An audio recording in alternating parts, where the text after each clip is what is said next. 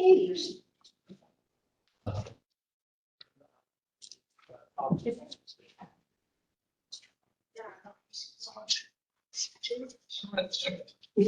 would you?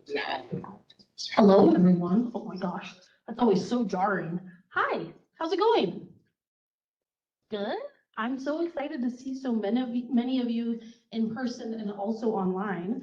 And I'm sure it has nothing to do with the fact that Professor Mattarocci is giving extra credit, right? For those of you who don't know me, my name is Hannah Moody-Goo, and I am the director of the library here at PCC. It's great to see a lot of familiar faces and some new faces as well. So thank you for joining us.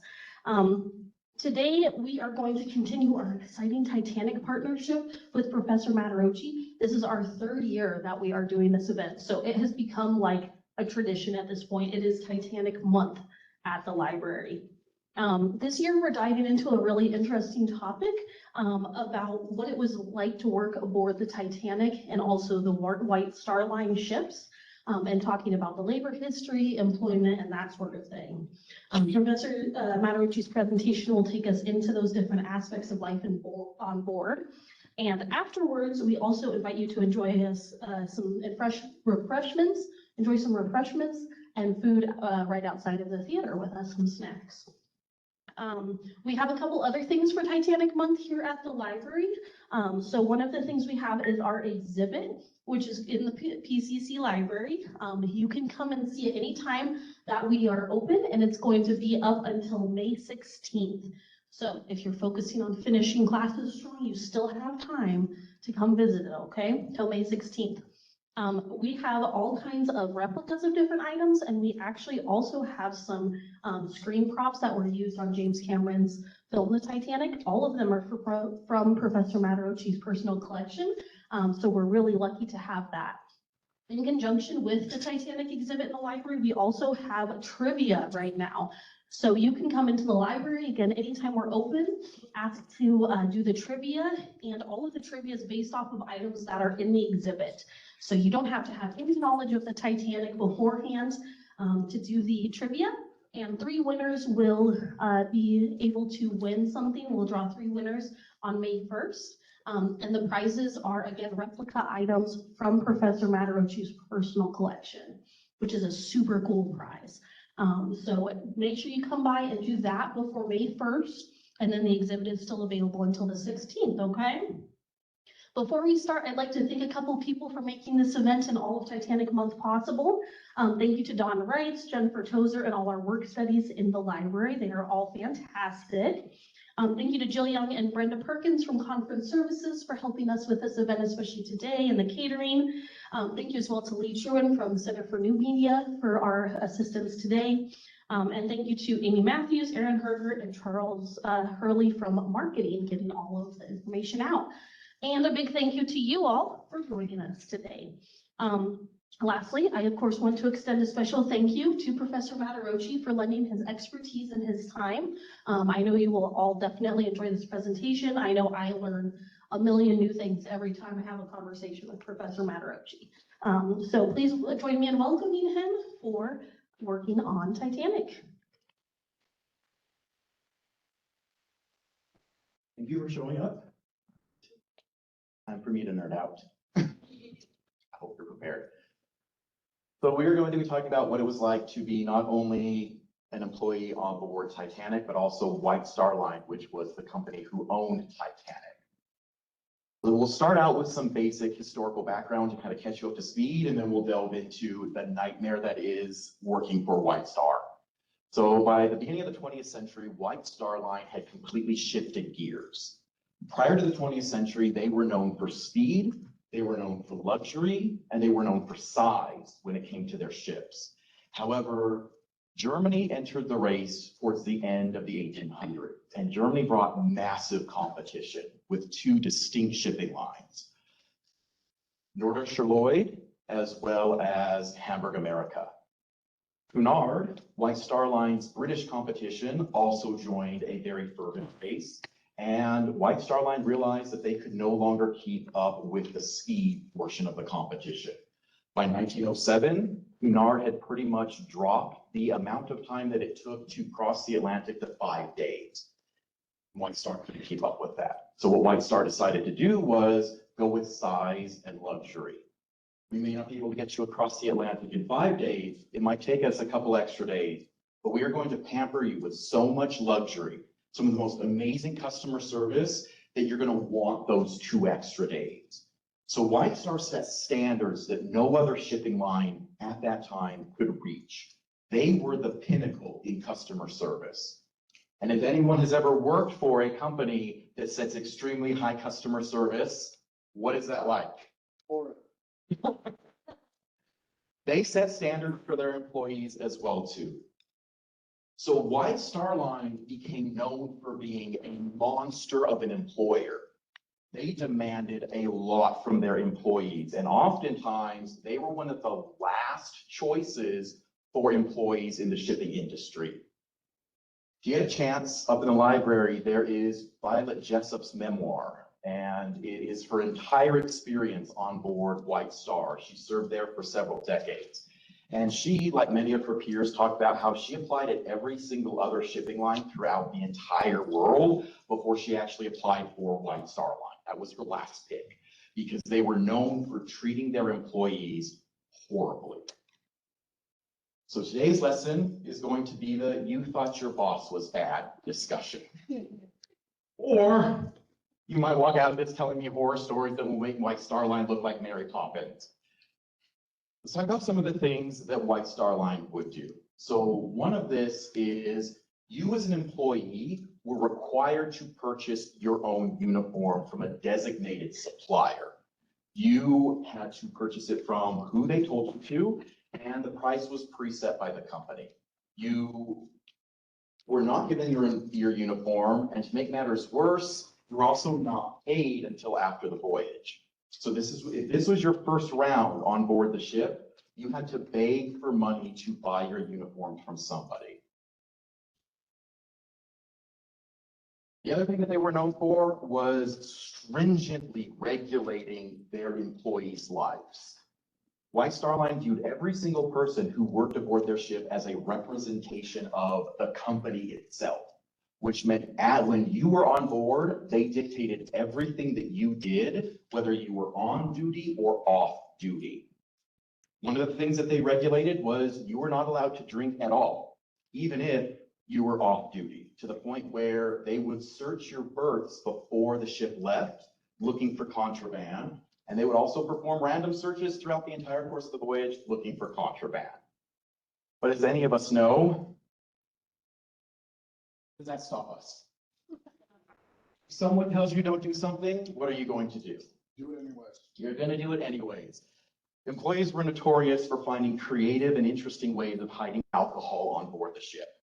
In fact, Chief Baker Joquin, during the sinking, ended up going back to his cabin throughout the entire event, sipping liqueur until he reached the point of being so inebriated that he was chucking deck chairs over the side of the ship, and then, as he put it, rode the ship down like an elevator.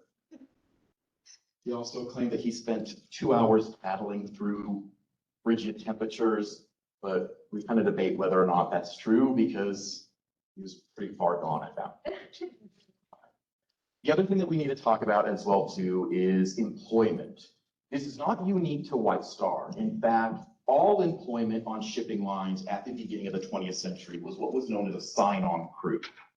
Unless you were a captain or an officer, or you were a purser who was really good at your job, there was no such thing as regular full-time employment. You were what was known as a sign-on. So at the beginning of every voyage, you had what was known as, and you can giggle at this because everyone else has been giggling at this, your seaman's log of discharge. Separate the immature from the mature. It was very much your resume. It had every ship that you had worked on. It had comments from your supervisor saying, were you a good employee or a bad employee? So at the beginning of every voyage, you would hand them your discharge log, and they would look through it. They would decide if they were going to employ you, and then you were employed for that voyage and that voyage only. After that voyage stopped, you were no longer an employee of the company. If you wanted to continue to being an employee, you just kept signing up for new voyages. The thing that makes this even worse is in the contract for sign-on crews, your pay stopped if anything ever happened to the voyage. So in the case of Titanic's crew, the minute the Titanic slipped under the ocean at 2:20 a.m. on April 15th, every single surviving crew member's pay stopped immediately. And they were no longer paid up until the rest of the voyage. This is not just White Star though. This is every shipping company at this time period. As I said, White Star Line was known for working their employees and having huge demands of them. In her memoir, Violet Jessup pretty much says men worked 16 hours a day, every day of the week, scrubbed and cleaned from morn till night, moved mountains of baggage, carved and served food, cleaned a host of apparently useless metalwork till their very souls seemed permeated with metal polish, and kept long watches into the night. And what she said is true. As an employee of White Star Line, you were pretty much expected to work 16 hours a day, 7 days a week on board that ship. And if you didn't, you were no longer employed as anything. Although corporate was pretty maddening, the department heads were not. Who's ever worked for a company where corporate is pretty much a bear of an institution, but your coworkers make it tolerable? I had a job like that as well too. My coworkers were the entire reason I stayed there for 7.5 years. Corporate was a nightmare.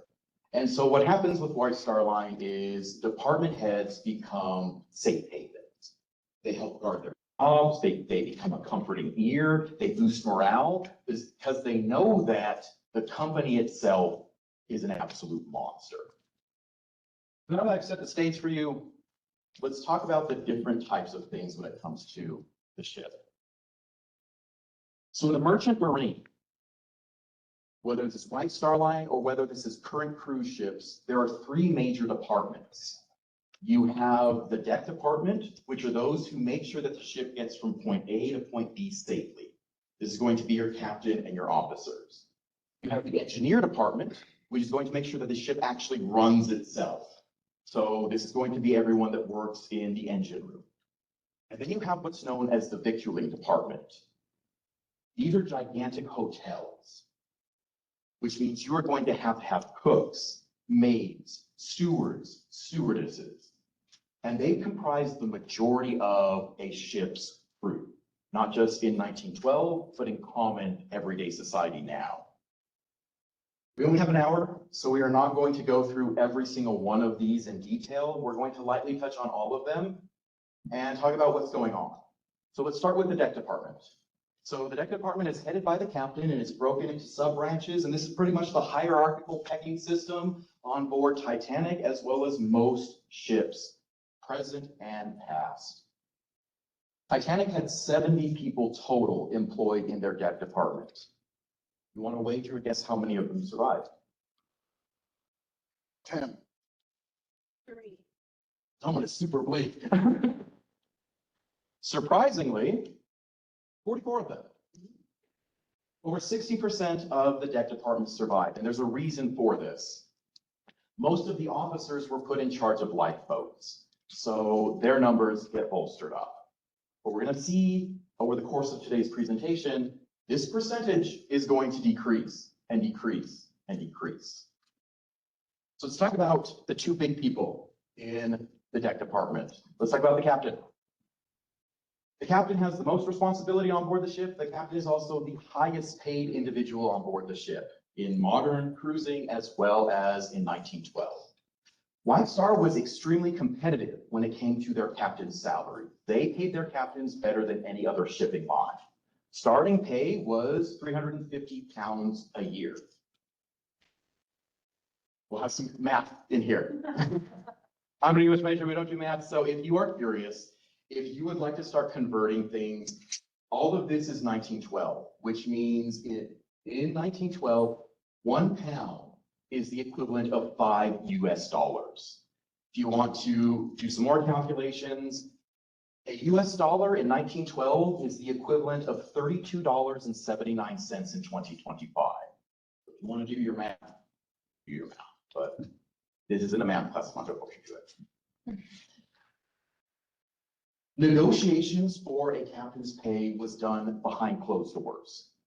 The captain every year would negotiate his pay with White Star Line staff, and he had no trade representative to support him. He would have to negotiate it with the company, which meant it oftentimes boiled into some pretty ugly conversation. And if the captain was not happy with the pay, the captain was let go. Captain Smith, who was in command of White Star's Titanic, was the highest paid captain, not only on White Star's payroll, but amongst other shipping lines at that time. He was paid 1,250 pounds a year, plus a 200-pound stipend if every vessel he sailed that year did not meet with misfortune. What do you think? He managed to get this every single year with the exception of one. Pretty sure you can figure out which one. Captain Smith was known for being an uneventful captain. Most of the voyages that he had went without any hitch. They were required to be on duty at all times. However, they had specific things that they had to complete. Every day, they had to complete a 2-hour inspection of the ship, which started at 9 o'clock in the morning. And this included everything from prow to stern. At noon, the ship's whistles were tested, the telegraphs were tested, and the daily log was entered into the books. By the time that we reach Titanic state, the role of the captain has begun to shift. Is he pretty much our representation of the ship itself? And by default, what does he become representations of? The company. White Star Line knew this, and other shipping lines knew this, and so what ends up happening at the beginning of the 20th century is captains are no longer on the bridge. Captains become social butterflies that have to mingle with the passengers to bolster up the ship's and the company's reputation. They have a table in the dining room that they must entertain at. They are required to attend things like balls, sporting events. What do you think of as a sporting event? They used to have like little mechanical horses that they would move along boards like dice in a game. He was required to do that. He was required to engage passengers in conversation, stroll with them, participate in any other type of shipboard activity. And a lot of captains complained about this because what is this taking you away from? Your job. Your job. And if you're a captain, why did you probably join this profession? Still ship. So a lot of captains complained that this not only took them away from their job, but it also took them away from their passion. They did not want to entertain passengers. They did not want to engage with people. They wanted to run a ship. And Captain Smith was no different. So now that we've talked about the most highly paid person, let's talk about some others. So in the deck department, you also have the surgeon. White Star Line employed 3 medical professionals to make sure that everyone on board the ship was kept safe. You had a surgeon, you had an assistant surgeon, and then you had an assistant to both of those. And their duties were lengthy. As a surgeon, you were in charge of all first-class passengers, all crew, as well as all deck individuals. As assistant surgeon, you were in charge of all second and third-class passengers, and as a hospital steward, you helped out both.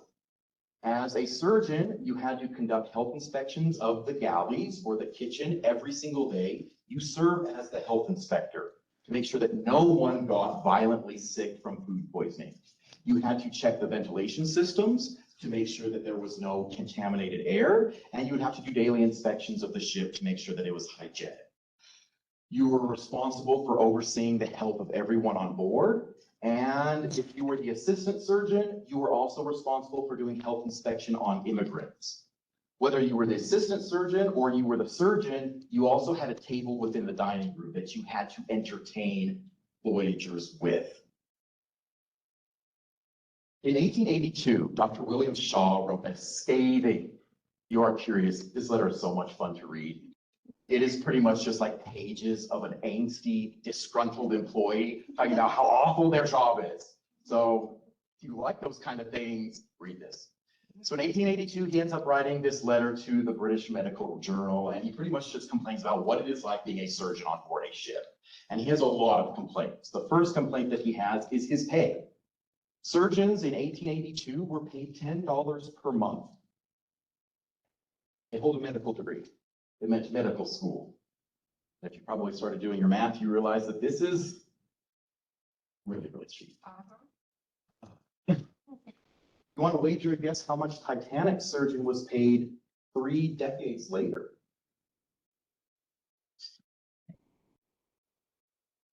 The same.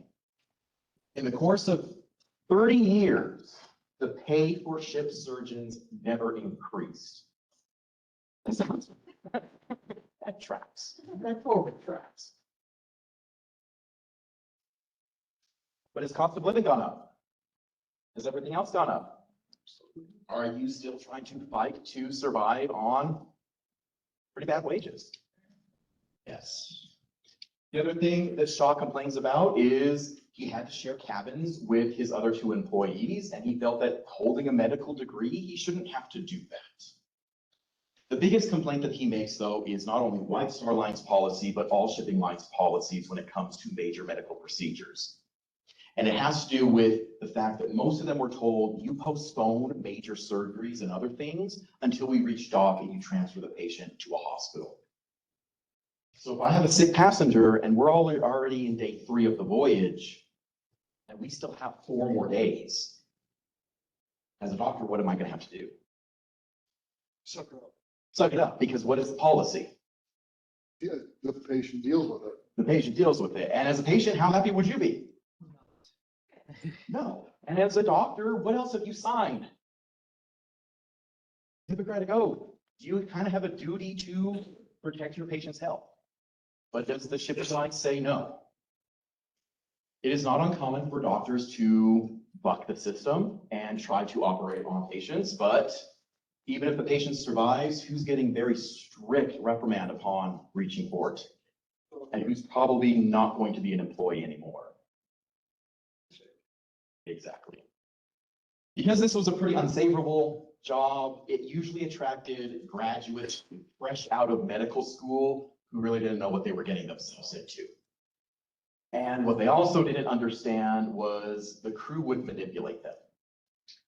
The surgeon is the only person on board who is allowed to challenge the captain's authority, which means if the surgeon says a crew member is sick and cannot do their duties, the captain legally has no ability to challenge that.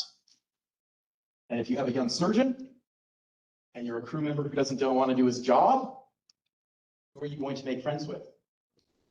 Who are you going to coax into maybe telling the captain that you should be left off for the rest of the voyage? It was not uncommon for these young men to be highly manipulated by the crew. And not just for these purposes as well, too. Who's probably getting them drunk? Who's probably coaxing them into playing cards with them and losing a whole bunch of money? Your crew. Yeah, exactly. Interestingly enough, this Ship Surgeon Postgraduate Committee, which oversaw all ship surgeons on British ships, was pretty relaxed when it came to continuous education. They really didn't set standards as far as you have to continue your medical practice and learn new techniques every couple of years. It was pretty much like, well, you've got your degree, you're good to go. Which meant that sometimes we had surgeons who were practicing some pretty outdated things on board the ship. And it could get ugly. So let's leave our deck department and let's move into the engineering department. This is everyone who is going to help make sure that the ship runs effectively. Here's this hierarchical system. Your chief engineer answers to the captain, and then it begins to break down from there.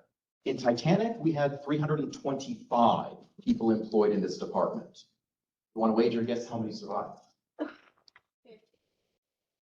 These are close. 71. Total of about 21%. And we're going to talk about what happens to most of them. We're going to talk about the firemen and the trimmers, and then we're going to talk about the fate of everyone in this department.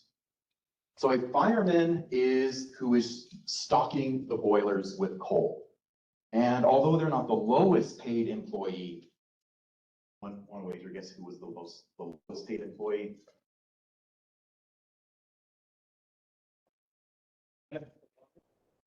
Oh, plumber. No.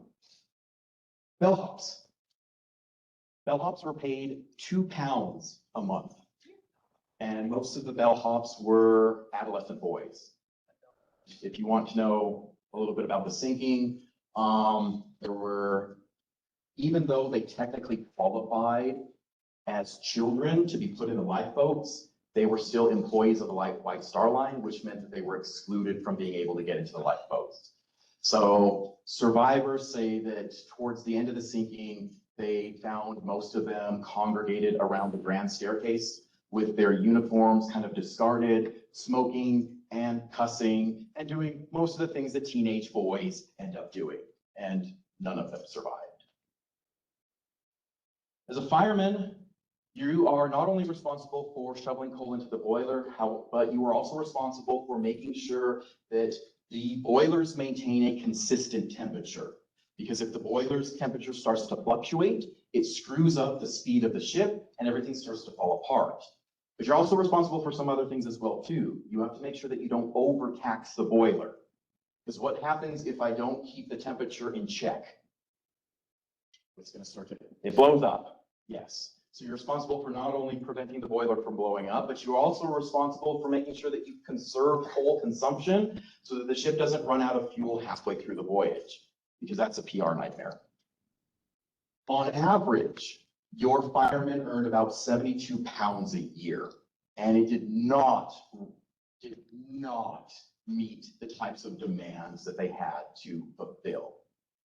They worked in 120-degree Fahrenheit circumstances. The air was choked with coal dust, and to make this a more tolerable process, they worked in 4-hour shifts. They slept in communal bunks, and they were not allowed to shower between shifts. But let's talk about historic context. In late Victorian, early Edwardian society, most of the medical community thought that it was unhygienic to bathe daily anyway, so most people only bathed once or twice a week.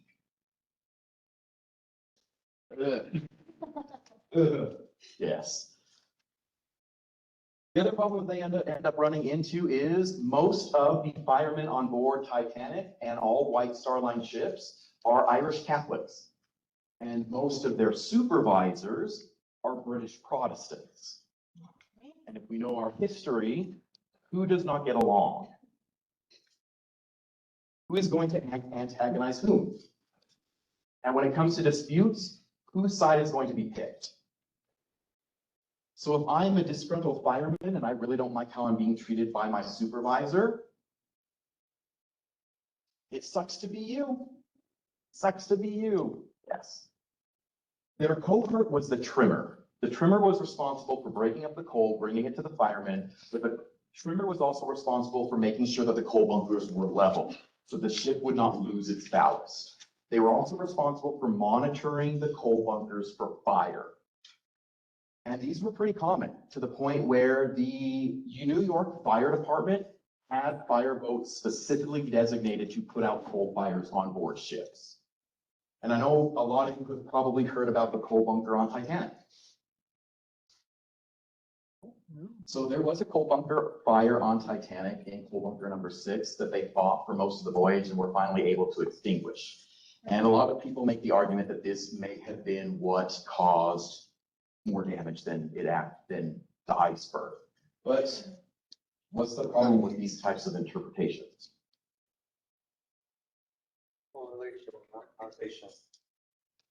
Yes. And what would we need to help us out in this process? Would we need evidence? And where is our evidence currently at? 2.5 miles under the ocean, and a specific area is also buried under about 30 feet of mud. So unlike your firemen, your trimmers had more stability with it when it came to their jobs. With a fireman, your job stopped the moment that the ship docked. We no longer needed your services, which meant that your pay stopped that second. Trimmers and other people, their pay continued because they stopped the rest of the voyage. They stopped the ship for the rest of the voyage with coal. What about the rest of my employees? Are my cooks going to have to clean the kitchens? Are my stewards going to have to change the beds? So out of everyone on board the ship, your firemen had the least stability when it came to their job. Their job stopped the minute that the ship docked, and they didn't pick their job back up until the minute that the ship left. So they kind of suffered pay-wise. But let's talk about what happened to all of these individuals. As the ship is sinking, Chief Engineer Joseph Bell goes to all of his men, many of them off duty, and says, we need to keep the lights going and we need to make sure that the boilers don't explode. Would you be willing to make this sacrifice? Do they? All of his men do. And they do specific duties. Bell and his crew end up keeping the dynamos running as long as possible until about 12:05, when they blow and plunge the ship into darkness. Greaser Thomas Ranger, as well as trimmer George Cabell, end up working with the boilers to make sure that they don't explode once the cold seawater hits it. Greaser Fred Scott ends up freeing a trapped crewman in the propeller shaft, and trimmer Thomas Dillon ends up running pipes so that the pumps can continue running as the ship is filling with water. Towards the end of the night, Joseph Bell tells all of his men, you've done your duty, you are released. And what do a majority of them do? They stay. They stay until the very end. And most of them are within the reciprocating engine room when Titanic takes her final plunge. The dynamos have blown. They are plunged into absolute darkness. And this is where Titanic rips herself apart under the weight of her own stern. In this nightmarish blackness, pieces of Titanic's 3-story tall reciprocating engines come crashing down on top of these men. The hull splits open and the sea rushes in and Titanic tears open. And most of them die. They die so that everyone else can live. Keep this in mind, because we're going to talk about something later on in today's lesson. All right, let's talk about the victualling department. This is a massive hotel. And to make this much more tolerable, I have broken this into thirds because one, I could not get the entire thing all on one slide. And you're going to see on the last one that I just gave up because the victualling department is the largest employer on board, not only Titanic, but all modern cruise ships. This is your cooks. This is your dishwashers. This is your bedroom stewards, your maids, everyone who runs the hotel that is this floating palace. We're going to talk about the purser's office first, and then we're going to work our way to the kitchens and then the bedrooms. There are 21 people total in the purser's office. I'll give you death counts towards the end. So let's talk about the purser. The purser, next to the captain, has the most responsibility on board the ship. He is responsible for renting deck chairs, exchanging currency, as well as making sure that all passengers' belongings are safe within the purser's office. He is responsible for listening to all of the complaints of passengers and making sure that he fixes those complaints in a reasonable and timely manner. He's also responsible for making sure that dignitaries and other notable passengers are well entertained. Like the captain and like the surgeon, he also has a table in the dining room that he has his guests sit at. He plans the seating arrangements for the dining rooms. So let's talk about that for a second. How many of you have ever been on a modern cruise? You get to sit wherever you want. The dining room. Yeah. What do they do? You're assigned a table. Mm-hmm. And is it for the entire voyage? Yes. And if you hate your table guests, what are 3 meals like? Horrible. Yes. The purser is responsible for this. The purser has to make conscious decisions who to put with whom. And if they put people with the wrong people and someone complains, he has to make decisions on how to diplomatically shuffle tables around to make people happy. He reviews the menu. He is also responsible for dealing with a massive mountain of paperwork, everything from custom declarations to filling out every single one of those seaman discharge logs. He is responsible for typing up and compiling the ship's newspaper, and he is also responsible for giving bad news. In June of 1906, the purser aboard White Star Line's Baltic had to give one of the worst pieces of news in his entire career. There was a man waiting at New York for his wife and his newly born triplets. And the purser on board Baltic had to inform him that his wife passed away while giving birth. And over the course of the remaining voyage, despite the efforts of the surgeon, the assistant surgeon, as well as the assistant to both, each child died slowly over the course of the voyage. So how much do you think a job like this should be paid? Would it be or what? Let's start with should be, and then we'll go into what it actually was. Should be a heck of a lot higher than whatever it is. Yes. The person was paid £20 per month. To make matters worse, the head of the galley and the head of the stewards were paid the same exact amount as him. So not only was he paid that same amount, but who is also their supervisor? Him. So he is paid the same amount as the people that he supervises. Yeah. Let's talk about the galleries. So this is Titanic's galleries. This is how it's broken down. We have 123 people working, and this is the hierarchy of it. Your third class has its own separate gallery, second class and first class share their own galley.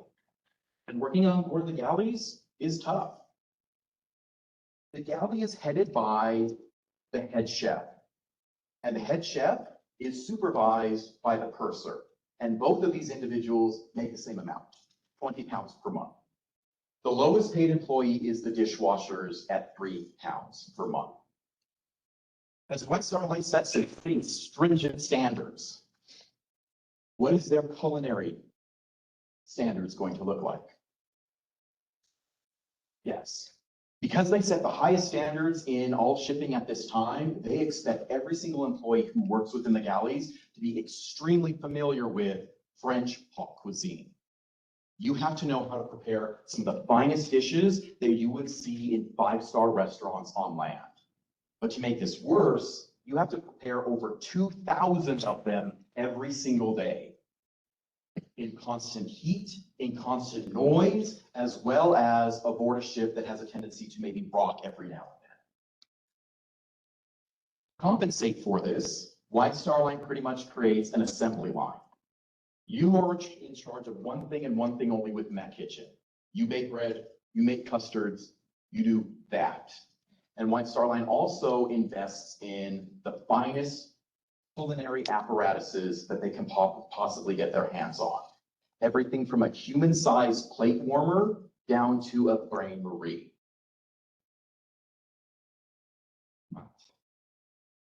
If you are curious, this is a still from a advertisement, promotional advertisement that White Star Line released in the 1920s.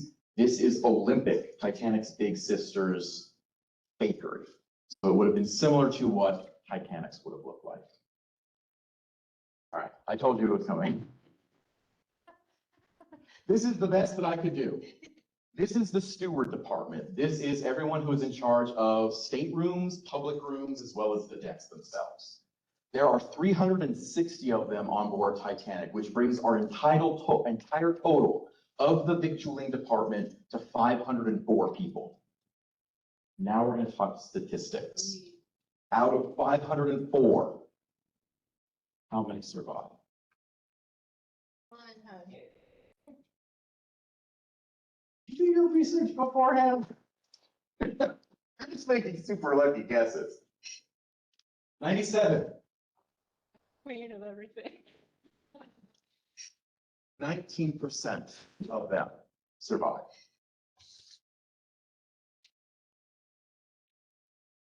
Let's talk about the daily duties of most of these people.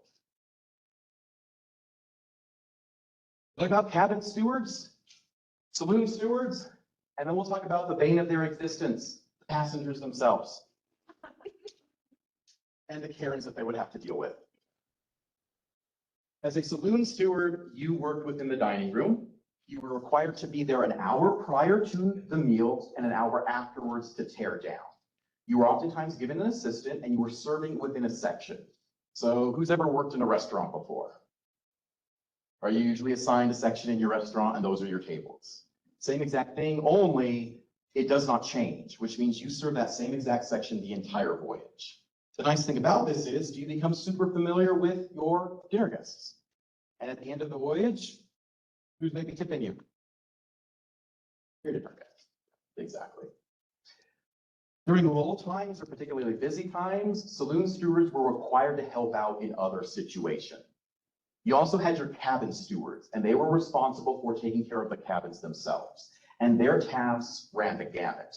They were responsible for cleaning the cabin. They were responsible for removing stains from passengers' clothing if they were stained. They were responsible for shining shoes. And in the case of third class, they were also responsible for emptying bedpan. And this is one of the things that third class stewards hated the most, because in first and second class, everyone used toilets. However, in third class, even though toilets were available, most of the immigrants had never seen this before. And so many stewards, not just on Titanic, but at the beginning of the 20th century, complained about immigrants tended to use the bedpans more than the toilets, even though they repeatedly showed them how to use a toilet. Yes. There's some other things that we have to talk about as well, too, when it comes to your duty. You as a steward had a pantry where all of your supplies were. Who's ever worked in housekeeping before in a hotel? You have your cart, and you load your cart up with supplies. And towards the end of the day, what have people started doing with your cart? Stealing stuff from your cart. We can also talk about this with janitors as well too, right? Yes. So you have stewards who have their pantries, and if a guest needs something and one steward is out of it in their pantry, what are they going to do? Take it from them. It's got so bad. Does anyone in the questionnaire, the trivia questions yet? Well, those that did, what was the one thing that got stolen the most? Vases. You would have first class passengers who would have anywhere up to 17 boxes of flowers as bon voyage gifts, but stewards were only allowed 10 vases per section. And if you have a passenger that has 17 boxes of flowers in one stateroom, and you are responsible for 42 staterooms, and all of them want their bouquets arranged in individual vases, what are you going to start rummaging through other people's pantries for? Other people's vases. Yes, exactly. There were call buttons that would call stewards. The head steward, just like the head chef, was also paid $20 monthly. And like his boss, it was the same exact rate. The lowest paid steward on board the ship was the third class matron. She was responsible for making sure that single, young third class women did not get in trouble during the voyage. Let you fill in the blanks with that. To ensure that there was nothing too bad, they also would separate them in the ship. Young men would be put in cabins in the bow, and single women would be put in cabins in the stern, and married families would sit in between them as a buffer. Yeah. So let's talk about the best part about being a steward. Dealing with passengers. Karens. Is White Star Line known for its customer service? And if it's known for its customer service, are people going to put this to the test? Yes. And passengers put this to the test. In her memoir, as well as in other primary sources, Violet Jessup talked about how passengers were pretty much the worst part of the voyages themselves. They had a tendency to interrupt through musters and any other type of ship-related duties. Let's talk about a crew muster. Did anyone ever work retail? Did anyone ever work morning retail? where they would round all the employees up and talk about like, these are the sales going on, and this is pretty much the equivalent on board a ship. You round everybody up and talk about what's going on. Passengers were notorious for just stepping into the middle of the crew muster and being like, I need this. Get it for me.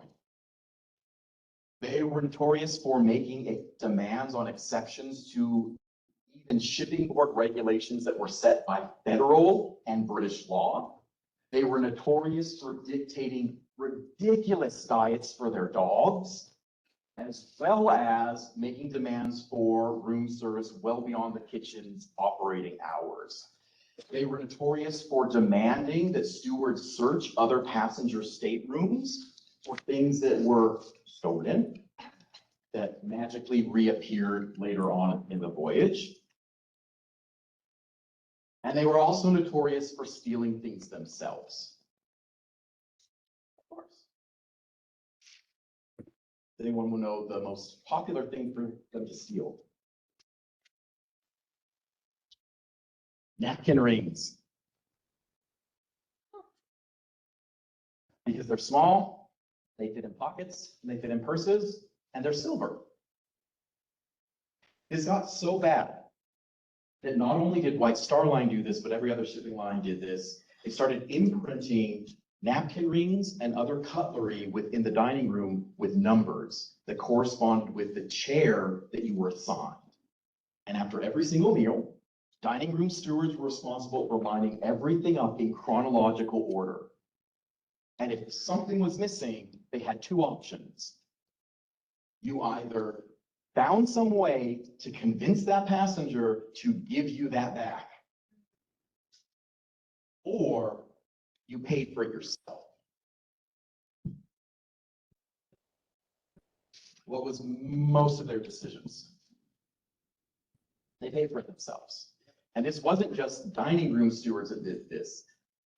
Stateroom stewards hated room service because they would bring the room service, give it to the passenger, and the passenger would put it outside the door, and you have an entire collection of silver plate service sitting outside a door unattended. And who's going to start pocketing things? And what are you responsible for? Things. The things, all the things. But it's not just those things that you're responsible for. On board Titanic, as well as other White Star Line ships, passengers were never given keys to their staterooms.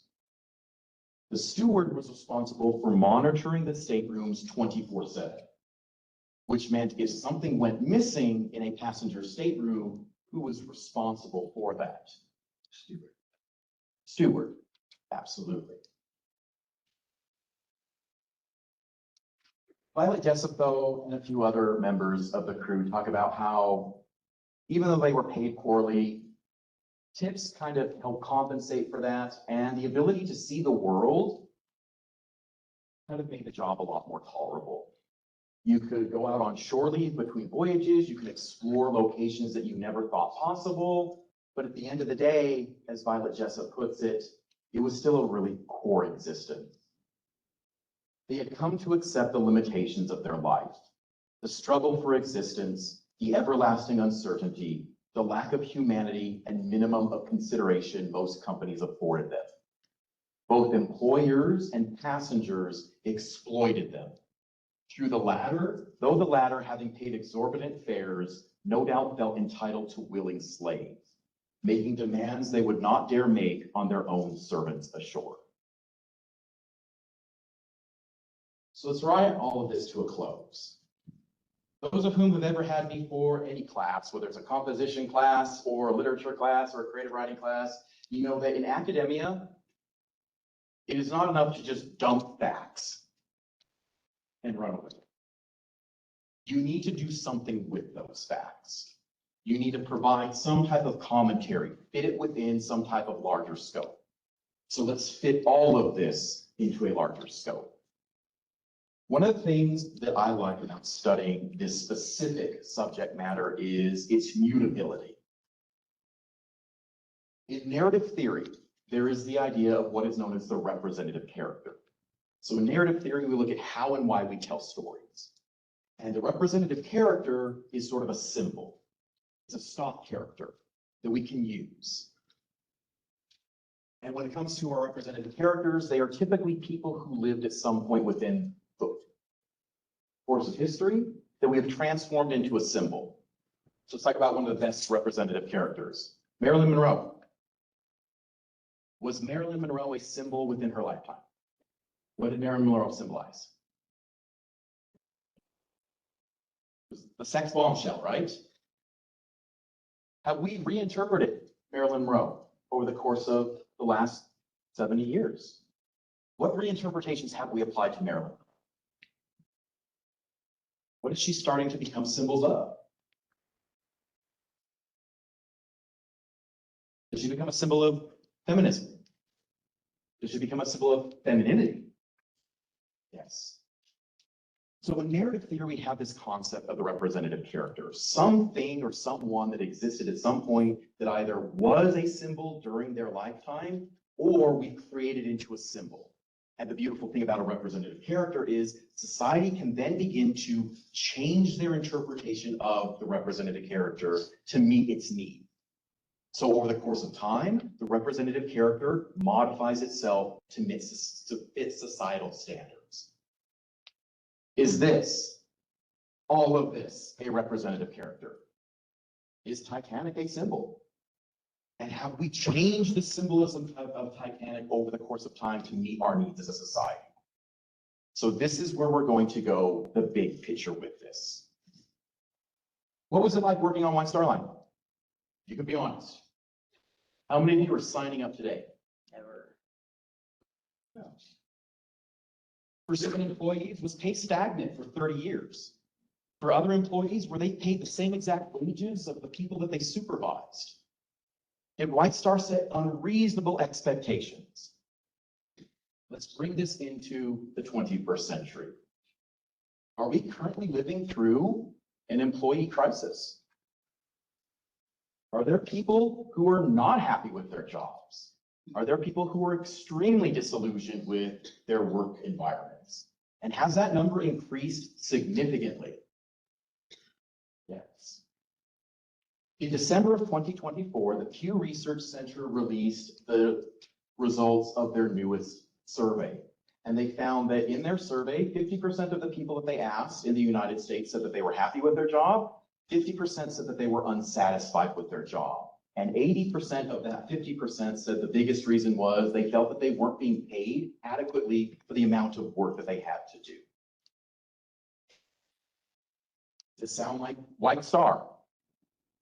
Did we see a whole bunch of employees having a whole bunch of duties and having really garbage pay? But what did our engineering department do? Were the firemen harassed by their supervisors because of their pay? Were they paid poorly for the amount of work that they had to do? But did they stick around? Did they sacrifice themselves even though they had a really bad job so that other people could survive? And it wasn't just them. Other people did this as well too. Stuart Denton Cox ended up leading a whole bunch of passengers to the boat there.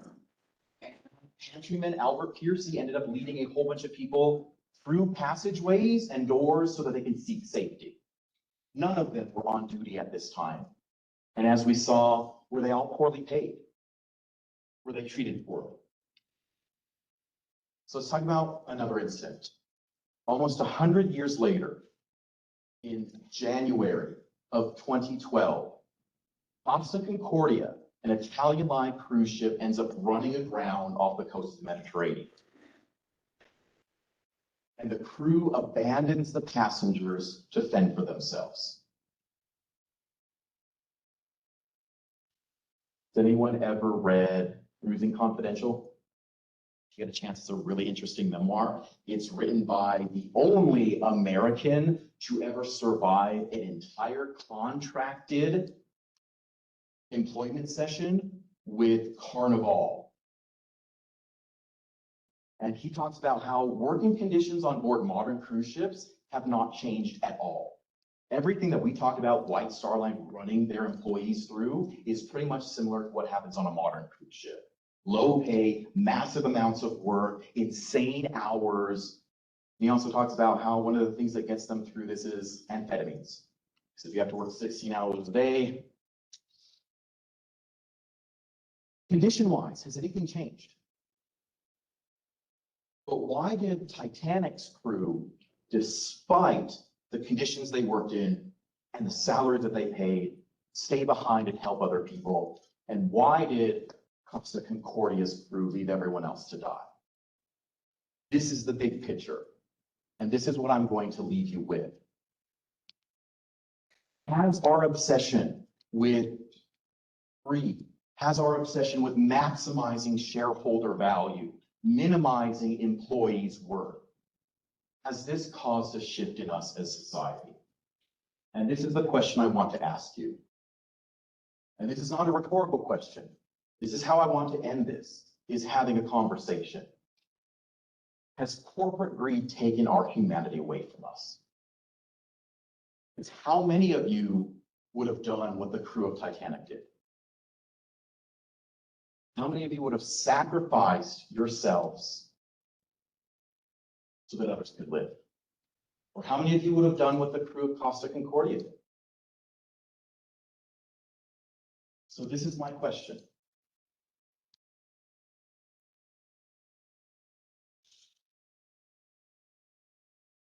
Hey.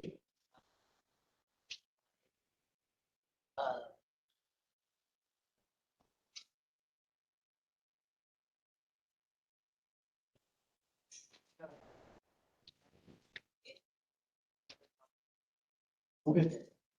I don't.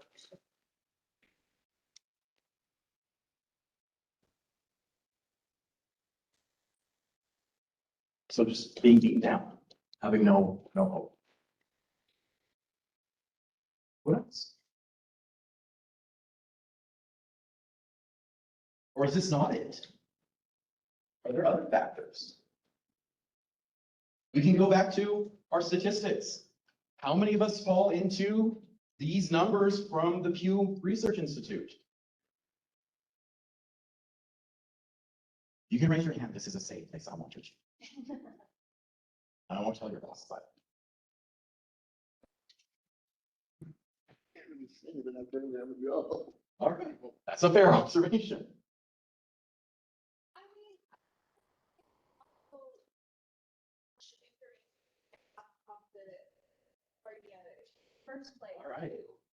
Because, like, yeah, a lot of the firemen stayed in place, but weren't they also in the bottom of the ship and literally couldn't have gotten out if they really would have tried? They could have. On Titanic, they could have. And a few of them did. But in this case, most of them could.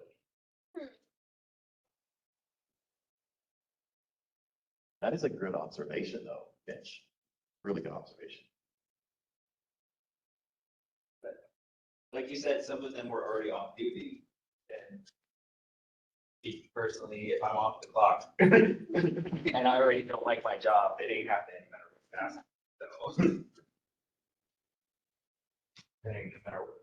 How many of us are in that sentiment?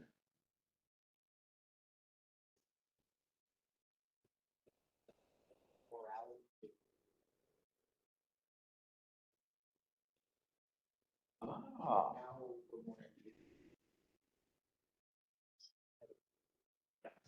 That's a really good observation. Yes, I don't know if you heard that, but talking about like the shift in individualism versus community. Whereas historically during this time period, people are more communal based, and now we are much more individualistic. Yes. Or like, if I tried to get off the ship, this big chance that I wouldn't even make it off, and I would have spent all that time trying to like get through all of the other people who were put first before me, so I might as well stay home. All right, that's a fair, yeah. Like, I might as well just do something with my time if I know there's like probably a 95% chance I'm not getting off and spend all that time to make my work. Go out and blaze it for it. I like that, yes.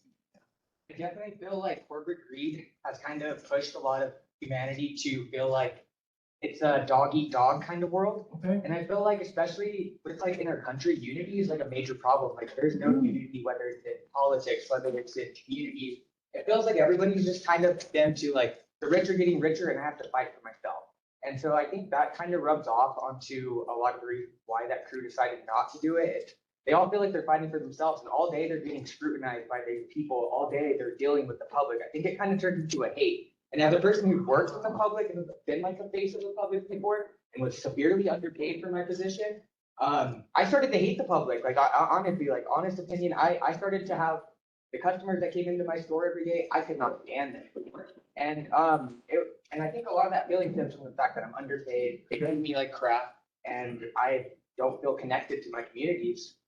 That's why my part was more like I stand here for my coworkers, like Okay. for my people who are also in the same boat as I am. Right, like, you have that. Doing it for the people upstairs who I absolutely despise, that's doing it for the people who are still here. That's a good point as well. Who else?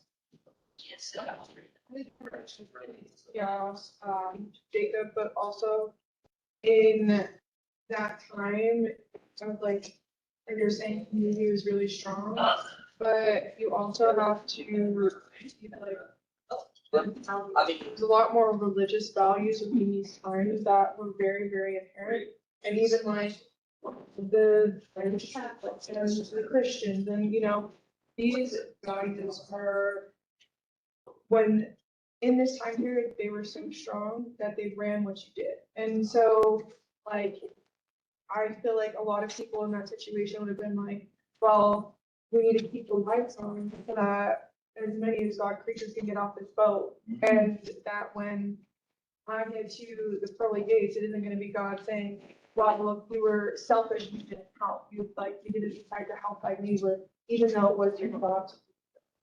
You're the only one who could do it. And you decided that you were going to save yourself. And I think that's more of a testament to like how sometimes strong beliefs can change the way that you go about it. That's a really good point. Yeah, they were highly religious in 1912, dipping towards secularism, but highly religious. All right. Well, we're at time, so hopefully this gives you something to think about. Thank you all for showing up. There is food, so there is that. Ended on a downer, there's food. There's at least something happy to console you in this process.